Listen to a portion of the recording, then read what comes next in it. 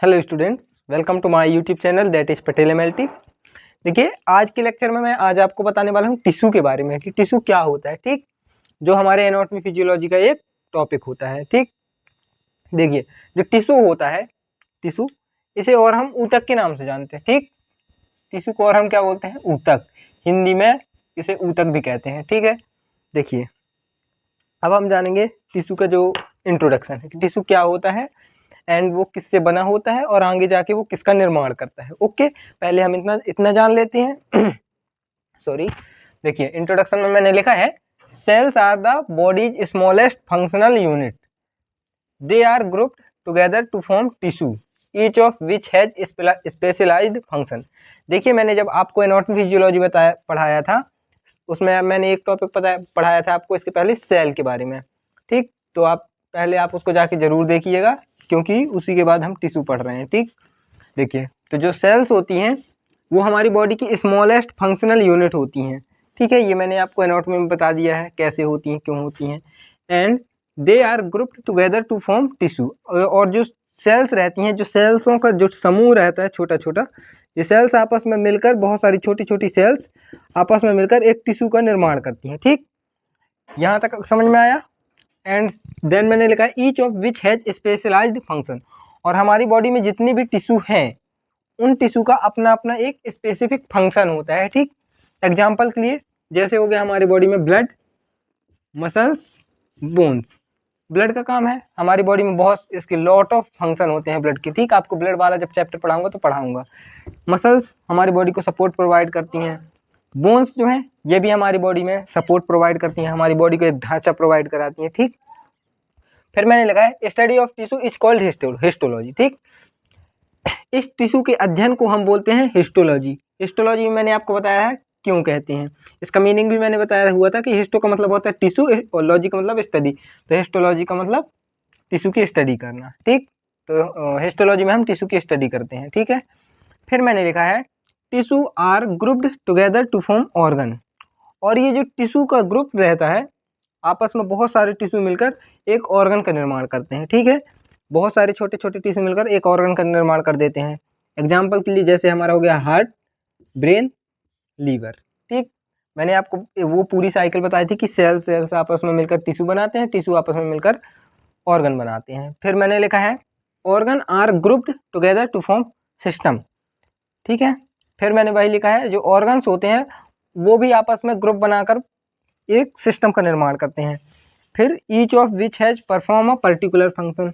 और ये जो सिस्टम होते हैं इनका अपना अपना एक स्पेसिफिक फंक्शन होता है। ठीक, एग्जाम्पल के लिए जैसे हमारा हो गया digestive system, respiratory system, and body में हमारे बहुत सारे सिस्टम होते हैं जैसे यूरिनरी सिस्टम, लिम्फेटिक सिस्टम हो गया, हमारा सेंट्रल नर्वस सिस्टम। जितने भी सिस्टम है सबका अपना स्पेसिफिक एक फंक्शन होता है। ठीक है ना, देखिए, मैंने आपको बताया था जो सेल्स रहते हैं वो आपस में मिलकर के ग्रुप बनाकर किसका निर्माण करते हैं? टिश्यू का।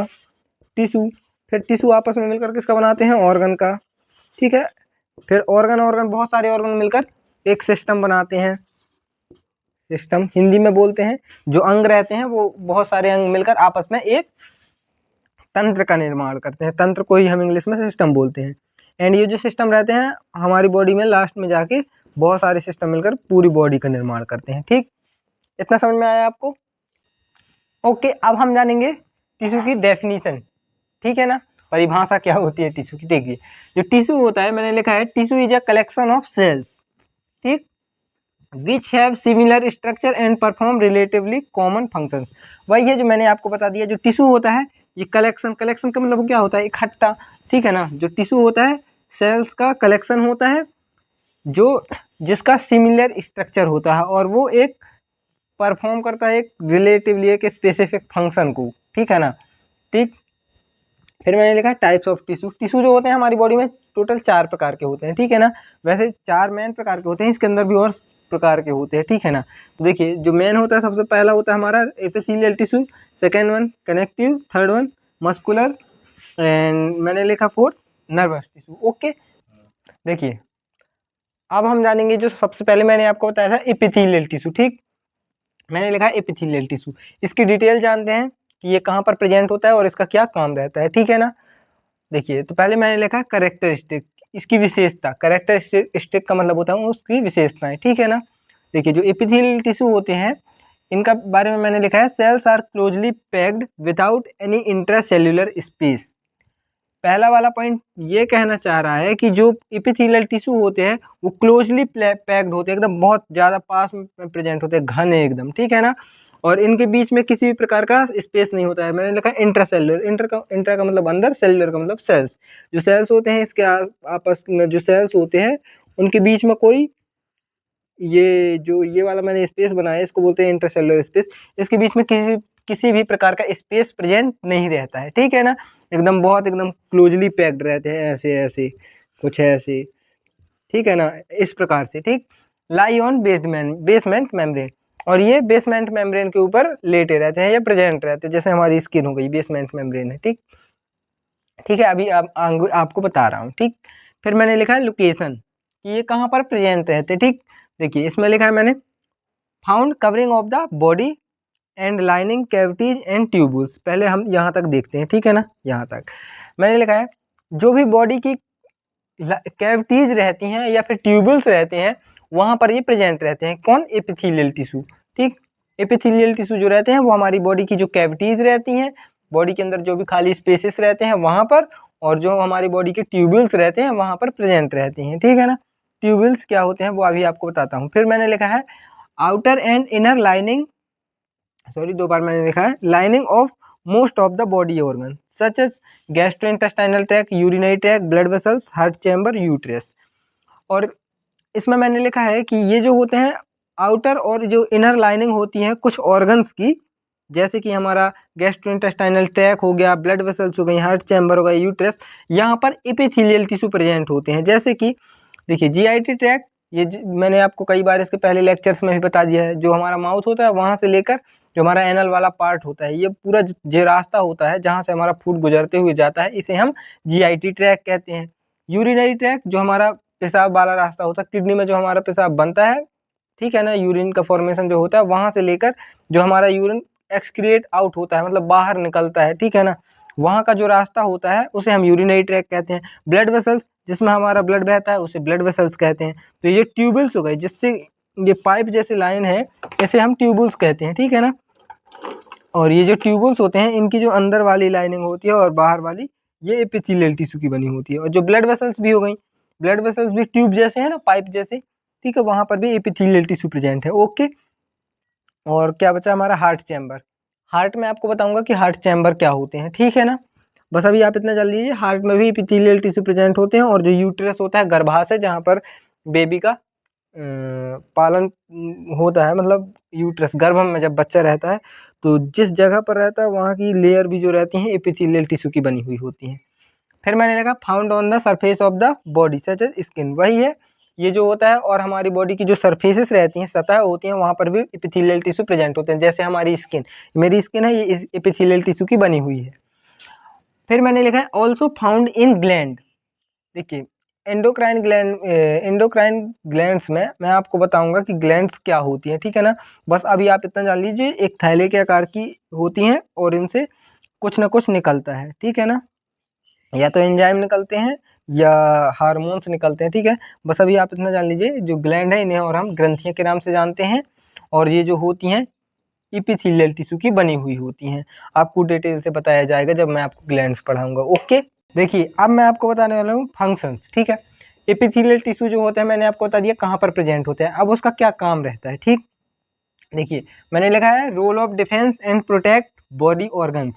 जो हमारे बॉडी के ऑर्गन्स होते हैं वहाँ पर डिफेंस का काम करता है। जो भी एनवायरनमेंट से माइक्रो ऑर्गेनिज्म आते हैं उनको किल वगैरह करने का काम इसी एपिथेलियल टिश्यू का रहता है, ठीक। फिर मैंने लिखा है secret gastric juice in stomach. देखिए आपने ये ट्रैक देखा होगा कहीं ना कहीं, सॉरी ये देखा होगा ये ट्रैक कहीं ना कहीं, ठीक है ना। ये जो ट्रैक होता है इसको हम बोलते हैं गैस्ट्रोइंटेस्टाइनल ट्रैक वैसे तो। और देखिए जो हमारा स्टमक होता है यहाँ पर कुछ ये जो लेयर होती है ये बनी होती है एपिथेलियल टिश्यू की, ठीक। और ये जो एपिथेलियल टिश्यू होता है यहीं पर पाई जाती है गैस्ट्रिक ग्लैंड। ये गैस्ट्रिक ग्लैंड क्या करती हैं, गैस्ट्रिक जूस का सिक्रीशन करती हैं। और ये गैस्ट्रिक जूस जो होता है फूड को डाइजेस्ट करने में हेल्प करता है। इतना समझ में आया।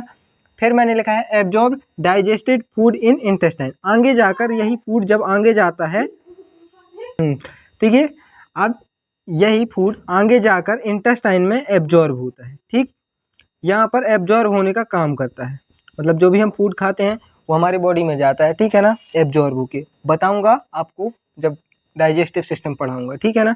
तो यहाँ पर जो इंटेस्टाइन की जो लाइनिंग होती है ये भी एपिथेलियल टिश्यू की बनी हुई होती है, जो कि एब्जॉर्ब करने में हेल्प करती है, एब्जॉर्ब करने में। ठीक, इतना आपको समझ में आया। फिर मैंने लिखा है remove waste as sweat in skin, और हमारी स्किन से आप सभी लोग जानते हैं इस क्या निकलता है, पसीना, जिसे हम स्वेट कहते हैं इंग्लिश में, ठीक है ना। उस स्वेट के साथ बहुत सारे बॉडी के वेस्ट प्रोडक्ट निकलते हैं आयंस के रूप में, ठीक है ना। आयंस जो होते हैं, सोडियम हो गया, बहुत सारे जितने भी वेस्ट प्रोडक्ट होते हैं इस स्वेट के थ्रू बॉडी से एक्सक्रिएट आउट हो जाते हैं। ओके, अब देखिए, अब आपको बताने वाला हूँ एपिथेलियल टिश्यू के टाइप्स। ठीक, कुछ इसके सब टाइप्स होते हैं, ठीक है ना। पहला होता है सिंपल एपिथेलियल टिश्यू, दूसरा होता है स्ट्रेटिफाइड एपिथेलियल। ठीक, तो अब हम जानेंगे सिंपल एपिथेलियल टिश्यू के बारे में पहले, उसके बाद जानेंगे स्ट्रेटिफाइड एपिथेलियल। ठीक, तो जो सिंपल एपिथेलियल टिश्यू होता है इसमें मैंने लिखा consist of a single layer of identical sales. ये जो सिंपल एपिथेलियल टिश्यू होते हैं ये सिंगल लेयर होती है, ठीक है ना। इनमें जो सेल्स होते हैं उनकी एक सिंगल लेयर बनी हुई होती है। जैसे मान लीजिए ये सेल हैं बहुत सारी, ठीक है ना, इनकी एक बहुत सारे सेल्स मिलकर एक पतली सी लेयर बनी हुई होती है, ठीक है ना। इसे जिसे हम सिंपल एपिथेलियल टिश्यू कहते हैं। ठीक, फिर मैंने लिखा है ये कहाँ पर प्रेजेंट होते हैं, found on the absorptive and secretory surface, ऐसी सरफेस जहाँ से कुछ एब्जॉर्ब हो रहा हो या फिर जहाँ से कुछ सिक्रीट हो रहा हो, वहाँ की जो सरफेस सतह होती है वहाँ पर ये सिंपल एपिथेलियल टिश्यू प्रेजेंट होते हैं। जैसे जहाँ मेरा खाना डाइजेस्ट होके पूरा एब्जॉर्ब होता है, ठीक, जो मेरी लार्ज इंटेस्टाइन होती है वहाँ से कुछ चीज़ का एब्जॉर्ब होता है, वाटर का एब्जॉर्ब होता है, ठीक है ना, एब्जॉर्प्शन, वहाँ पर ये सिंपल एपिथेलियल टिश्यू प्रेजेंट रहते हैं। मेरी स्किन है जो यहाँ से वेस्ट सिक्रीट हो रहा है तो यहाँ पर भी सिंपल एपिथेलियल टिश्यू प्रेजेंट होते हैं, ठीक है ना, जो सिंगल लेयर सेल्स की जो सिंगल लेयर से मिलकर बने होते हैं। ठीक, फिर मैंने लिखा है डिवाइडेड इनटू 3 मेन टाइप्स, और ये एपिथेलियल टिश्यू आगे जाके और सिंपल एपिथेलियल टिश्यू जो होते हैं ये आगे जाकर और 3 टाइप में डिवाइड होते हैं, ठीक है ना। पहला होता है simple squamous epithelial, then second होता है simple cuboidal epithelial, and third one जो होता है सिंपल कोलुमिनार एपिथेलियल टिश्यू। ठीक, देखिए अब मैं आपको बताने वाला हूँ सिंपल स्क्वामस एपिथेलियल, ठीक है ना। ठीक है, देखिए जो सिंपल एपिथेलियल टिश्यू था उसका मैंने फर्स्ट वाला लिखा है यहाँ पर सिंपल स्क्वामस एपिथेलियल, उसके बारे में कि उसका संरचना कैसा होता है, मतलब स्ट्रक्चर कैसे होता है और उस कहाँ पर प्रेजेंट होता है, उसका क्या काम रहता है। ठीक, देखिए स्ट्रक्चर मैंने लिखा है cells are thin flat irregular cells, जो सिंपल स्क्वामस एपिथेलियल टिश्यू के जो सेल्स होते हैं वो कैसे रहते हैं, थिन होते हैं मतलब पतले होते हैं, ठीक है ना, फ्लैट मतलब चपटे होते हैं, ठीक, इरेगुलर मतलब जैसे रेगुलर नहीं होते हैं, जैसे ये एक रेगुलर सर्कल मैंने बनाया, ठीक है ना, मतलब ये कुछ इस प्रकार से रहते हैं, ठीक है ना। विच फिट लाइक फ्लोर टाइल्स, जैसे ये ऐसे फिट होते हैं हमारी बॉडी में जैसे हमारा जो फ्लोर रहता है उसमें टाइल्स फिट करते हैं ना, जो भी मिस्त्री लोग रहते हैं जो घर बनाते हैं, इंजीनियर लोग, तो वैसे ही हमारी बॉडी में टिश्यू ऐसे फिट रहते हैं, ठीक है ना, ऐसे ऐसे रहेंगे, ऐसे ऐसे ऐसे कुछ इस प्रकार से जैसे टाइल्स प्रेजेंट रहते हैं वैसे ही बताया जा रहा है। ठीक, फिर मैंने लिखा है लोकेशन इन द बॉडी, कहाँ पर प्रेजेंट रहते हैं, ये हमारी बॉडी में ईसोफेगस में प्रेजेंट रहते हैं, जो माउथ की लाइनिंग होती है हमारी वहाँ पर, एल्वेलाई ऑफ द लंग्स। देखिए जब आपको मैंने रेस्पिरेटरी सिस्टम पढ़ाया था तो वहाँ पर मैंने आपको बताया था कि एल्वेलाई क्या होती हैं, वहाँ पर कैसे गैस का एक्सचेंज होता है। अगर आपने नहीं देखा है तो वहाँ से आप वीडियो जाके देख सकते हैं, मैंने उसके बारे में रेस्पिरेटरी सिस्टम के बारे में डिटेल वीडियो बना दिया है। ठीक, डिस्क्रिप्शन में उसकी लिंक दे दूंगा।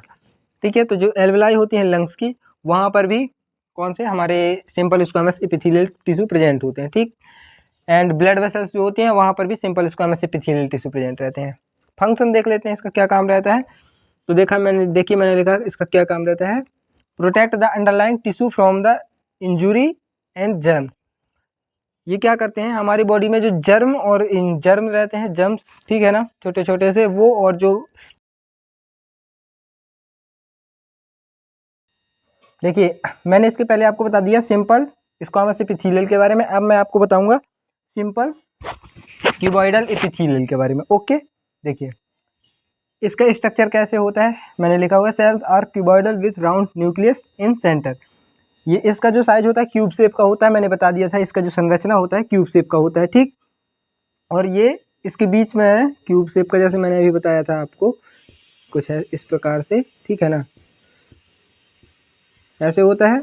और इसके बीचों बीच इसका न्यूक्लियस प्रेजेंट होता है, ठीक, सेंटर में। लोकेशन की बात करें तो ये हमारी जो किडनी होती है उसके ट्यूब्यूल्स होते हैं, मैं आपको पढ़ाऊंगा जब यूरिनरी सिस्टम में किडनी पढ़ाऊंगा तो वहाँ पर आपको डिटेल से बताऊंगा, ठीक है ना। अभी बस इतना जानिए कि जो किडनी के ट्यूब्यूल्स होते हैं वहाँ पर हमारे ये सिंपल क्यूबॉइडल एपिथेलियल प्रेजेंट होते हैं। एंड जो सलाइवरी ग्लैंड जो हमारी होती हैं, ग्रंथियाँ, लार ग्रंथियाँ जो होती हैं, उनकी जो डक्ट होती है वहाँ पर भी ये सिंपल क्यूबॉइडल एपिथेलियल प्रेजेंट रहते हैं, ठीक। फंक्शन की बात करें तो इनका काम रहता है, ये हमारे बॉडी में जो वो रहते हैं उनको मैकेनिकल सपोर्ट प्रोवाइड कराते हैं। एंड देन मैंने लिखा है at times the epithelial tissue folds form glands that secrete substance. फिर मैंने बताया कभी कभी क्या होता है, ये जो टिश्यू होते हैं इनकी फोल्डिंग होती है, फोल्डिंग बनाते हैं आपस में फोल्ड होके, ठीक है ना।